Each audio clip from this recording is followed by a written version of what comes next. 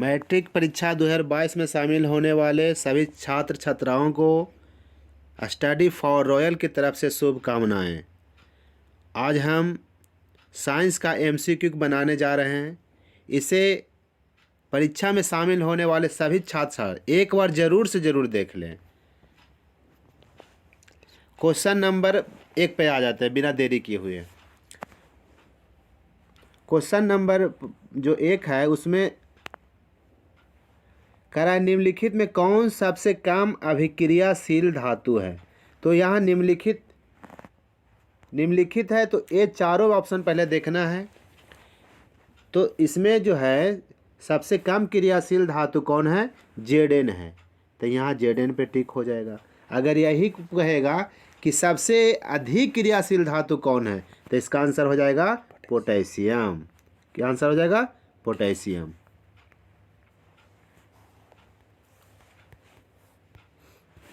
दूसरा क्वेश्चन है कार्बन की परमाणु संख्या। तो परमाणु संख्या एकदम निश्चित रूप से सब याद करके जाएं। तो कार्बन की परमाणु संख्या 6 है तो 6 में टिक कर देंगे। अगला क्वेश्चन आएंगे तीसरा। असंतृप्त हाइड्रोकार्बन जिसमें कार्बन परमाणु के बीच त्रिआबंध होते हैं वे कहलाते हैं। तो त्रिआबंध कहेगा तो इसका आंसर कौन होगा? एल्काइन हो जाएगा। एल्काइन पे टिक मारेंगे। अगर 2 आबंध कहेगा तो एल्कीन हो जाएगा। अगर 1 आबंध कहेगा तो एल्केन हो जाएगा। अगला क्वेश्चन है क्वेश्चन नंबर 4। एथेनॉल के क्रियाशील तीसरा हो गया क्वेश्चन। एथेनॉल हो जाएगा इसका आंसर। असंतृप्त हाइड्रोकार्बन जिसमें कार्बन परमाणु के बीच त्रिआबंध है तो इसका हो जाएगा एल्काइन। अगर चौथा क्वेश्चन पे आएंगे। क्वेश्चन है एथेनॉल के क्रियाशील मूलक का सूत्र क्या है। तो इसका आंसर हो जाएगा OH हो जाएगा। अगला क्वेश्चन छठा क्वेश्चन। निम्नलिखित में कौन विद्युत का सबसे अच्छा चालक है। तो सबसे अच्छा विद्युत का चालक चांदी होता है तो चांदी पे टिक मार देंगे। अगला क्वेश्चन है क्वेश्चन नंबर 7। विद्युत धारा का चुंबकीय प्रभाव की खोज किसने किया था। तो विद्युत धारा का चुंबकीय प्रभाव यहाँ दिया हुआ है, ध्यान दीजिएगा। चुंबकीय प्रभाव की खोज किया था ओस्टार्ड। अगला क्वेश्चन है क्वेश्चन नंबर 8। विद्युत मोटर परिवर्तित करता है। तो यहाँ पे ध्यान देने वाला बात है जो यहाँ शुरू में देखिएगा इसको ध्यान से कि विद्युत मोटर दिया हुआ है। तब विद्युत मोटर परिवर्तित करता है, क्या करता है? विद्युत मोटर है तब विद्युत ऊर्जा ही करेगा। तब विद्युत ऊर्जा को कौन ऊर्जा में करेगा? यांत्रिक ऊर्जा में करेगा। ये हो गया। अगला क्वेश्चन आते हैं क्वेश्चन नंबर 9 पे। क्वेश्चन नंबर 9 कह रहा है कि जब पश्चिम की ओर प्रक्षेपित कोई धनावेशित कण अल्फा कण किसी चुंबकीय क्षेत्र द्वारा उत्तर की ओर विक्षेपित हो जाता है तो चुंबकीय क्षेत्र की दिशा क्या होगी? तो चुंबकीय क्षेत्र की दिशा होगी ऊपरी मुखी हो जाएगा। इसका आंसर क्या आंसर हो जाएगा? इसका आंसर हो जाएगा ऊपरी मुखी। कहने का अर्थ है कि अंगूठा की तरफ हो जाएगा। ऊपर होता है अंगूठा इसलिए ऊपरी मुखी हो जाएगा। क्वेश्चन नंबर आते हैं 10 पर। 10वां नंबर क्वेश्चन। 10वां नंबर क्वेश्चन कहता है कि हमारे घरों में जो विद्युत धारा आपूर्ति की जाती है वो याद रख के जाना है कि 220 वोल्ट पर प्रत्यावर्ती धारा होती है। प्रत्यावर्ती धारा मतलब AC। प्रत्यावर्ती धारा AC हो गया। तो इसका आंसर कौन हो जाएगा? C हो गया 10 का। आते हैं 11 नंबर पे। 11 नंबर क्वेश्चन कह रहा है कि गर्म जल प्राप्त करने के लिए हम सौर जल तापक का उपयोग किस दिन नहीं कर सकते हैं। मतलब पानी को गर्म करने के लिए किस दिन हम गर्म जल वाले प्राप्त करने के लिए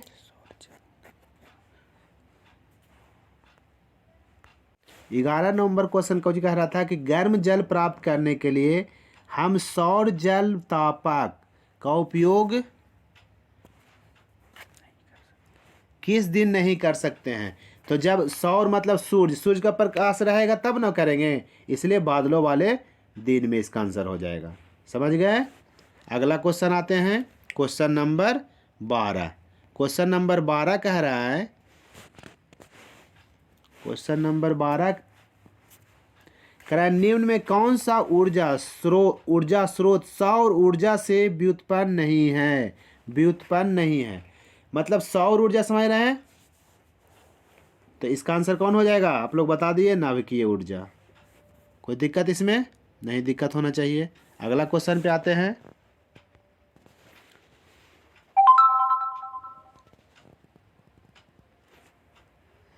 क्वेश्चन नंबर 13। क्वेश्चन नंबर 13 कह रहा है कि दर्पण के सामने किसी भी दूरी पर स्थित वस्तु का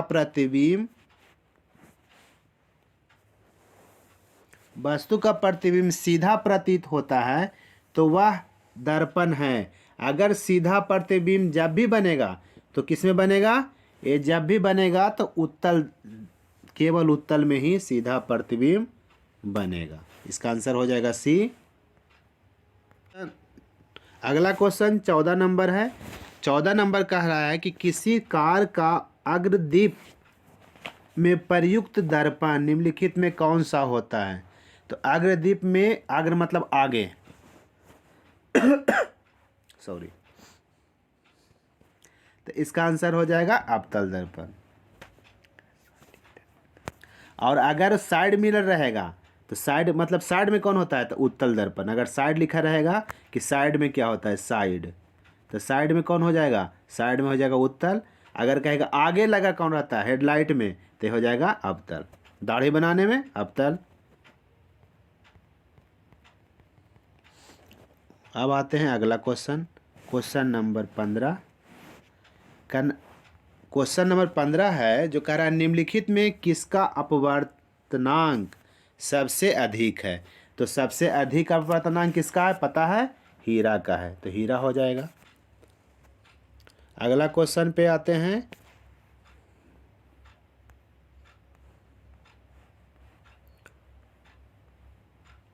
अगला क्वेश्चन है क्वेश्चन नंबर 16। कह रहा है निम्नलिखित में किस लेंस को अभिसारी लेंस कहते हैं? VVI क्वेश्चन एकदम छप रहा है ये। तो अभिसारी लेंस, अभिसारी लेंस किसको कहते हैं? उत्तल लेंस को। एकदम जरूर रट के जाइएगा, अभिसारी लेंस उत्तल लेंस को, अपसारी कहेगा तो अवतल लेंस हो जाएगा। 17 नंबर क्वेश्चन कह रहा है कौन उभयलिंगी है? उभयलिंगी किसको बोलेंगे? जो जल और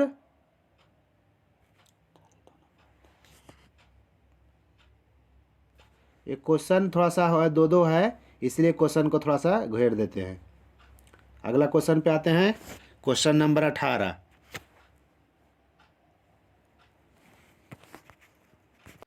इसमें उभयलिंगी कह रहा है 17 नंबर में, तो उभयलिंगी हो जाएगा केचुआ। इसका आंसर होगा उभयलिंगी कौन है? केचुआ है। अगर उभयचर बोल लेता तो मेढक हो जाता। अगला क्वेश्चन 18 नंबर का मेंडल ने अपने प्रयोगों के लिए किस पौधे को चुना? एकदम अच्छा क्वेश्चन है, VVI भी मार लीजिए आप लोग। इसका आंसर हो जाएगा मटर। Question number 19। क्वेश्चन नंबर 19 कह रहा है कि निम्नलिखित में कौन एक अवशेषी अंग है? अवशेषी अंग ऐसा अंग जो शरीर में बिना कोई काम का है, उसका कोई मतलब लाभ शरीर में नहीं है, बेफालतू है, तो शरीर में कौन है? अपेंडिस। अपेंडिस हो जाता है, इसे ऑपरेशन करके निकाल दिया जाता है। क्वेश्चन नंबर आते हैं 20 पर। 20 पर क्वेश्चन नंबर है चिपको आंदोलन किससे संबंधित है? तो चिपको आंदोलन सुने होंगे, तो ए वन संरक्षण से है। वन संरक्षण के लिए चिपको आंदोलन चला था। कह रहा है निम्नलिखित में, अगला क्वेश्चन है निम्नलिखित में कौन लेंस का आवर्धन होता है? तो लेंस का आवर्धन कौन होता है? VY UY भी होता है। डी आंसर हो गया इसका। अगला क्वेश्चन आते हैं 22 नंबर, निम्नलिखित कौन नेत्र का रंगीन भाग है? नेत्र का रंगीन भाग जो होता है इसको कहते हैं परितारिका। याद कीजिएगा, ये सब क्वेश्चन इंपॉर्टेंट है। अगला क्वेश्चन आते हैं क्वेश्चन नंबर 23।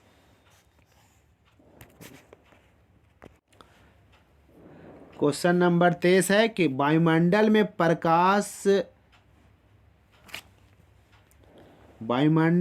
प्रकाश के किस वर्ण का प्रकीर्णन अधिक होता है?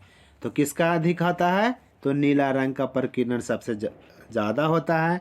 सबसे कम रहता तो लाल रंग होता, लेकिन यहाँ पूछ रहा है सबसे अधिक प्रकीर्णन, तो नीला रंग होगा। क्वेश्चन नंबर 24 आते हैं। कह रहा प्रकाश के किस घटना के कारण हमें वास्तविक सूर्योदय से लगभग 2 मिनट पूर्व दिखाई देने लगता है? तो किस कारण? वायुमंडलीय अपवर्तन के कारण।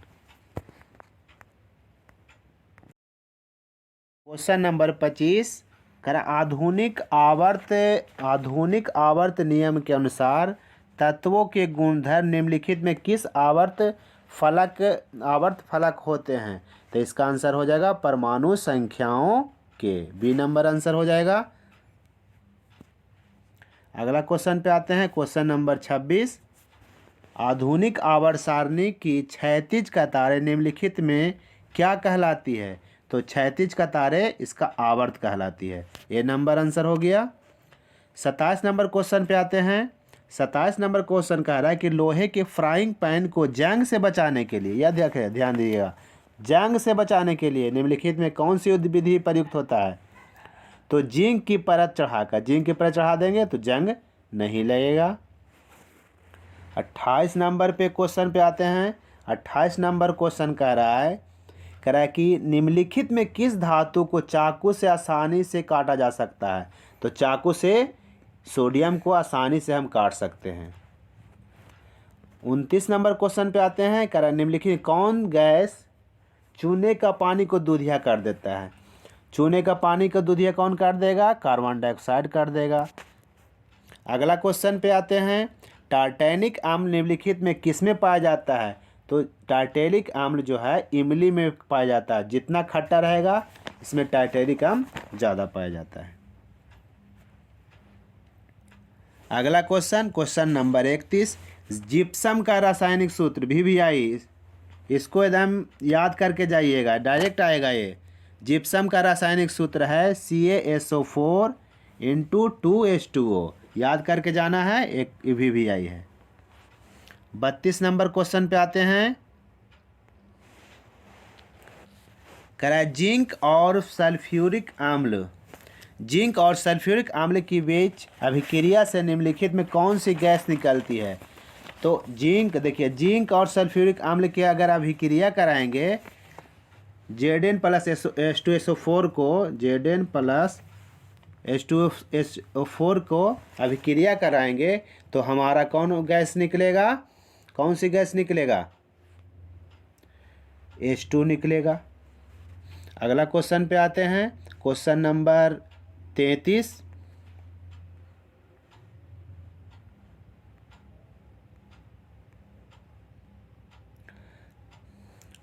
कह रहा है कि आयोडीन की कमी से कौन सा रोग होता है? तो आयोडीन कहाँ पाया जाता है? नमक में ज़्यादा पाता है। अगर नमक कम हो गया शरीर में, आयोडीन की कमी है, तो घेघा रोग हो जाएगा। अगला क्वेश्चन आते हैं।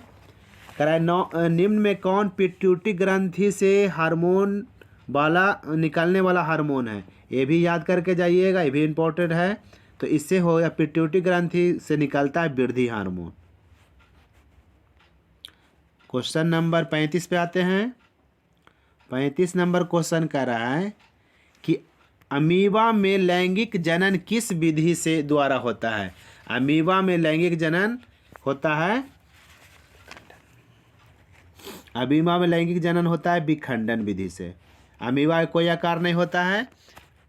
अगर पूछे चित्र बना भी आएगा अमीबा का कि अमीबा कैसा होता है, किसी तरह से आप खींच दीजिए, कैसे केवल पूरा गोल नहीं होना चाहिए, बस अमीबा बन जाएगा। 36 नंबर क्वेश्चन पे आते हैं कि फूल का कौन सा भाग फल में बदलता है? इम्पोर्टेंट क्वेश्चन है, इसका आंसर हो जाएगा अंडाशय। 37 नंबर क्वेश्चन पे आते हैं। 37 नंबर क्वेश्चन है कि स्टोमाटा के खुलने और बंद होने की क्रिया को निम्न में कौन नियंत्रित करता है? तो एक क्वेश्चन है, तो 37 नंबर का आंसर हो जाएगा द्वार कोशिकाएं। 38 नंबर क्वेश्चन पे आते हैं, निम्नलिखित में कौन वृक्क की रचनात्मक एवं क्रियात्मक इकाई है? तो वृक्क की रचनात्मक और क्रियात्मक इकाई है, ये भी इंपॉर्टेंट है, याद करके जाइएगा, नेफ्रॉन। आंसर हो जाएगा इसका B number, nephron. Question number 39 पे आते हैं। 39 क्वेश्चन कह रहा है कि मानव का प्रमुख उत्सर्जी अंग, मानव का सबसे प्रमुख उत्सर्जी अंग, उत्सर्जी अंग किसको कहेंगे? जो बाहर शरीर से निकाले अंदर वाला को, उसको कहेंगे उत्सर्जी अंग। तो उत्सर्जी अंग कौन हो जाएगा? सबसे प्रमुख है वृक्क, किडनी जिसको बोलते हैं। क्वेश्चन नंबर आते हैं 40 पे। एंड्रोजन क्या है? तो एंड्रोजन जो है ये नर लिंग हार्मोन है, ये भी इंपॉर्टेंट क्वेश्चन है, ये भी याद रखिएगा। अगर पूछेगा कि मादा लिंग हार्मोन होता है, एस्ट्रोजन हो जाएगा। अगला क्वेश्चन 41 नंबर कह रहा है जब किसी अभिक्रिया के समय किसी पदार्थ में ऑक्सीजन की वृद्धि होती है तो निम्नलिखित में क्या कहा जाता है?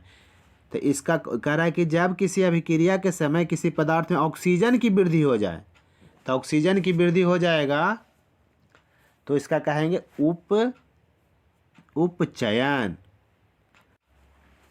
42 नंबर क्वेश्चन पे आते हैं। 42 नंबर क्वेश्चन कह रहा है कि अम्ल का पीएच मान होता है, तो अम्ल जो रहेगा वो 7 से कम रहेगा। अगर क्षार रहता तो 7 से अधिक होता, उदासीन रहेगा तो इसका आंसर हो जाता 7। लेकिन यह क्वेश्चन कह रहा है कि अम्ल का पीएच मान तो 7 होता है। क्वेश्चन रहता है कि अम्ल प्लस क्षार क्या होता है, तो 14 हो जाता है। चलिए अगला क्वेश्चन नंबर 43। धोने का सोडा का आणविक सूत्र। तो धोने का ये भी इंपॉर्टेंट है, डायरेक्ट क्वेश्चन इससे आता है कि आणविक सूत्र को पूछेगा। तो अगर ये पूछेगा तो ये होगा Na2CO3 × 10H2O, याद रखिएगा इसको। क्वेश्चन नंबर 44 कह रहा है मधुमक्खी का डंक एक अम्ल छोड़ता है जिसके कारण दर्द एवं जलन का अनुभव होता है, या किसके कारण होता है? मधुमक्खी मेथेनाइक अम्ल के कारण। मधुमक्खी जो काटता है तो उसके लहर होता है, उसको कहेंगे मेथेनाइल अम्ल, उसमें छूटता है। अगला क्वेश्चन 45 नंबर, अमीबा अपना भोजन कैसे पकड़ता है? क्वेश्चन है कि अमीबा जो है भोजन करता है तो कैसे पकड़ता है भोजन को? तो ए आंसर इसका हो जाएगा कुटपाद द्वारा, सी नंबर आंसर हो जाएगा। अगला क्वेश्चन नंबर 46, कौन सा एंजाइम वसा पर क्रिया करता है? तो वसा पर क्रिया करेगा, इसको कहेंगे लाइपेज, याद रखिएगा, ये भी इंपॉर्टेंट क्वेश्चन है। क्वेश्चन नंबर 47 आइए, कह रहा है किस प्रकार के श्वसन से अधिक ऊर्जा मुक्त होती है? तो वायवीय श्वसन से अधिक ऊर्जा मिलेगा। क्वेश्चन नंबर 48, मछली का श्वसनांग है, तो मछली का सांस लेने वाला जो अंग है उसको कहते हैं गिल्स, हो जाएगा बी आंसर। और इस तरह से आप लोग इसको लगातार देखते रहिए।